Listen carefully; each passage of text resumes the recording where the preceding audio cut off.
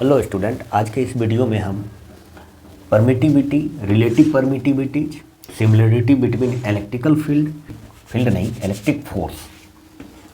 Electric force and gravitational force के बीच का सिमिलरिटी को देखेंगे। ठीक है, परमिटिविटीज पिछले लेक्चर्स में भी हम देख चुके हैं, लेकिन उसमें कुछ और कॉन्सेप्ट को ऐड ऑन करते हैं, हम लोग ऐड ऑन करते हुए पढ़ेंगे। ठीक है, इसको मिटाते हैं।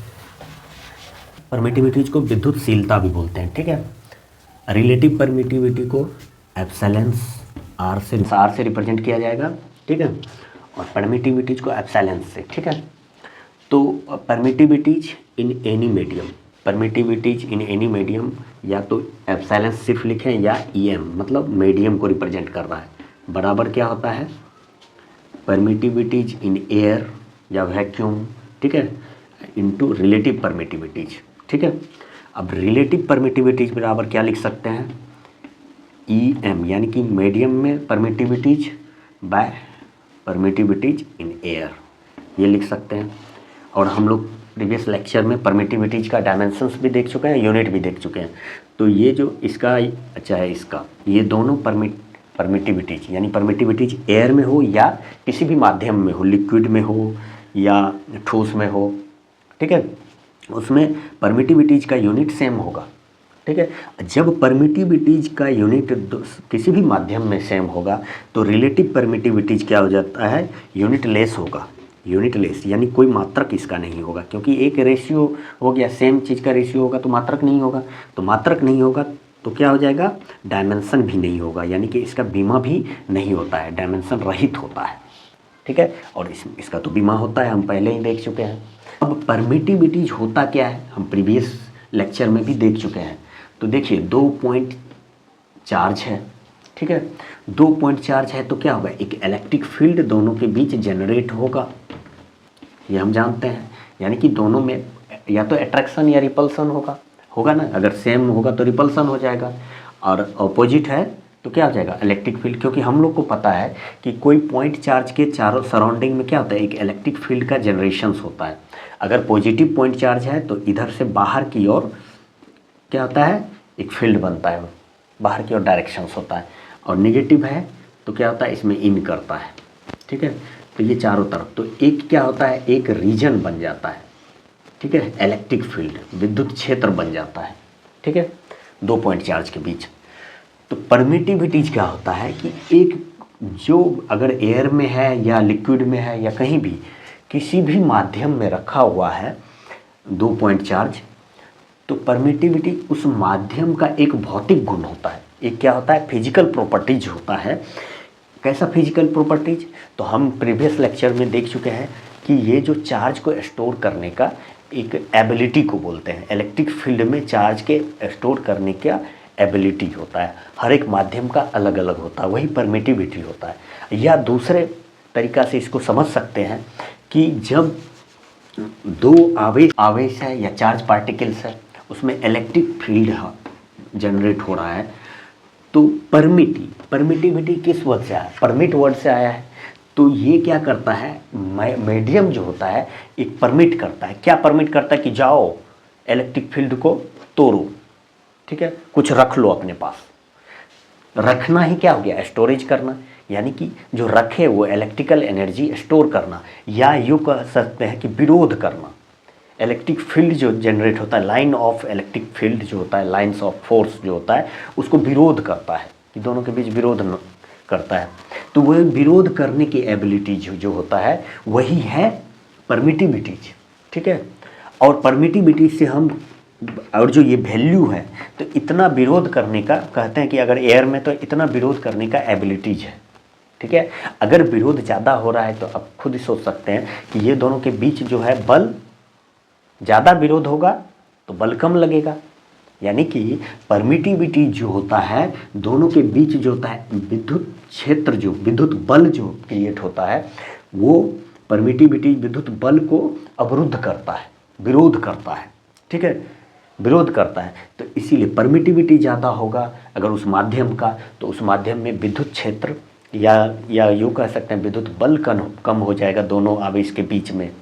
ठीक है, यानी कि विद्युत बल का इन्वर्सली प्रोपोर्शनल होता है परमिटिविटीज, ठीक है।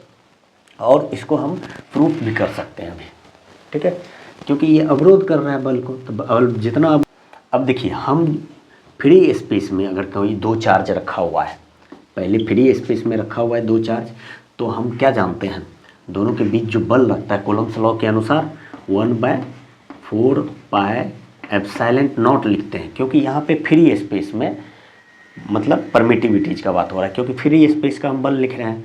तो दोनों चार्ज मान लेते हैं कि एक चार्ज Q1 है, दूसरा Q2 है, बाय दोनों के बीच का डिस्टेंस, यानी कि ये सीधी रेखा में डिस्टेंस, मतलब जो from the centre of the charge, centre charge के सेंटर से जो सीधी रेखा में जो होता है पॉइंट जो मिलाते हैं वही होता है दूरी r।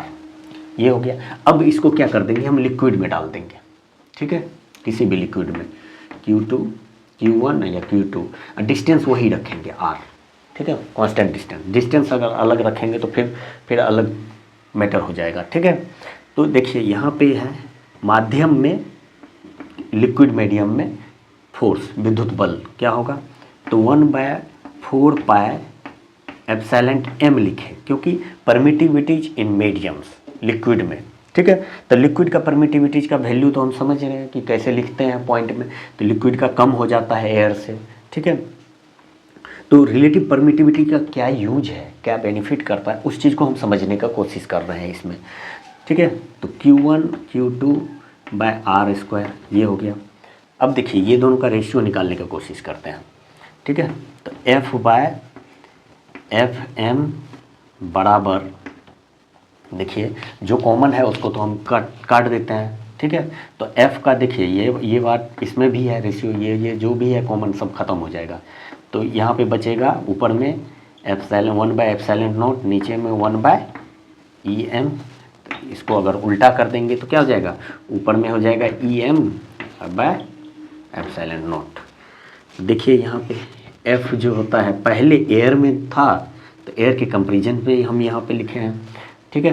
तो और इसको हम ये कर सकते हैं Em बराबर, अभी तुरंत हम देखे थे कि रिलेटिव परमिटिविटी माध्यम में परमिटिविटी बराबर क्या होता है, एयर में परमिटिविटी इनटू रिलेटिव परमिटिविटीज होता है।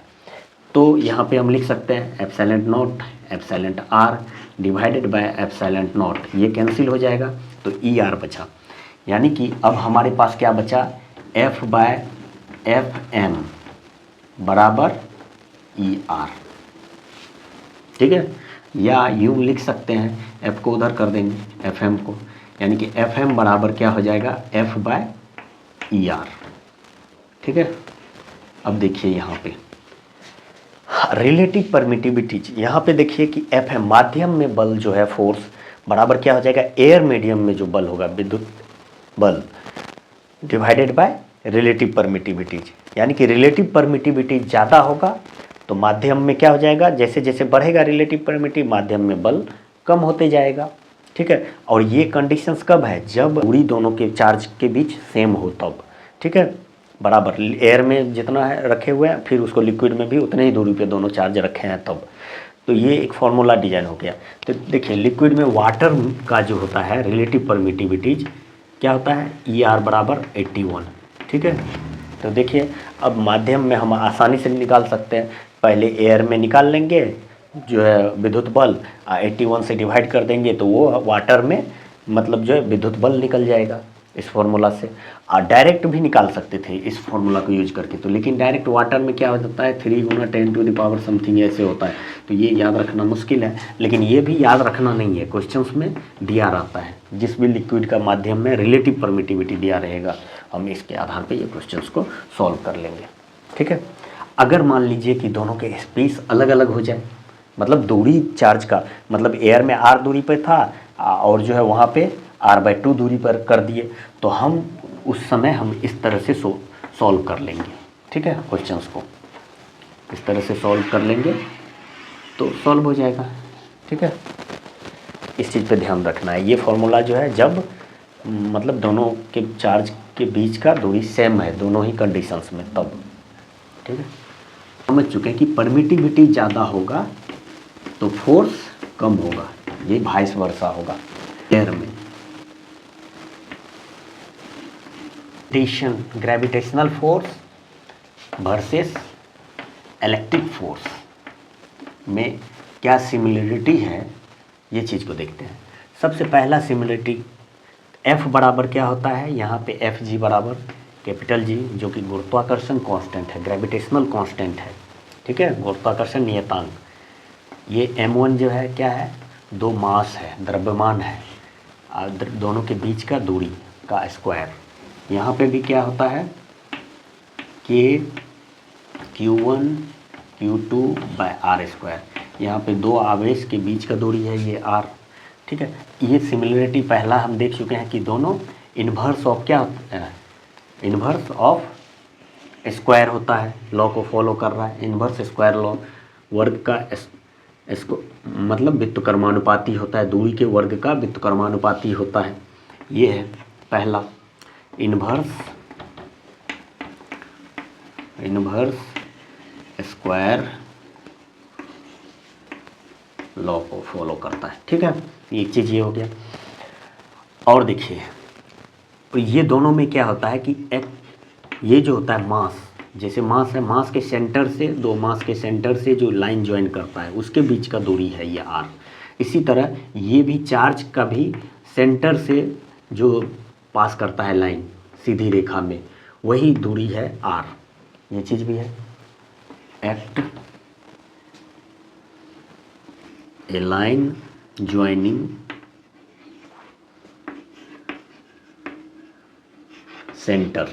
सेंटर ऑफ मास या सेंटर ऑफ चार्ज, ये चीज़ सिमिलरिटीज हो गया एक।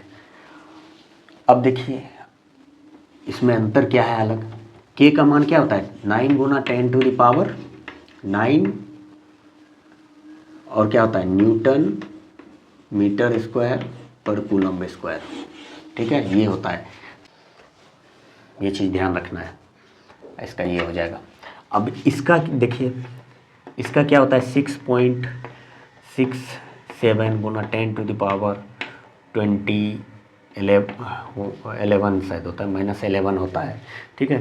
कितना होता है न्यूटन मीटर स्क्वायर पर केजी स्क्वायर, ठीक है। तो देखिए ये मान क्या होता है, ये मान बहुत ही कम है के रिस्पेक्ट में। तो ये कहते हैं गुरुत्वाकर्षण जो होता है बल, इलेक्ट्रिक बल से जो होता है, विद्युत बल से गुरुत्वाकर्षण बल कम होता है, बहुत ही कम होता है इसका इफेक्ट, ठीक है। एक चीज़ ये हो गया। दूसरा क्या है कि दो आवेश के बीच में आकर्षण और प्रतिकर्षण बल होता है। इलेक्ट्रिक बल आकर्षण भी हो सकता है, प्रतिकर्षण भी होता है, लेकिन क्या होता है कि ये गुरुत्वाकर्षण बल जो होता है दो मास यानी दो द्रव्यमान के बीच आकर्षण बल होता है, सिर्फ अट्रैक्टिव फोर्स होता है। ये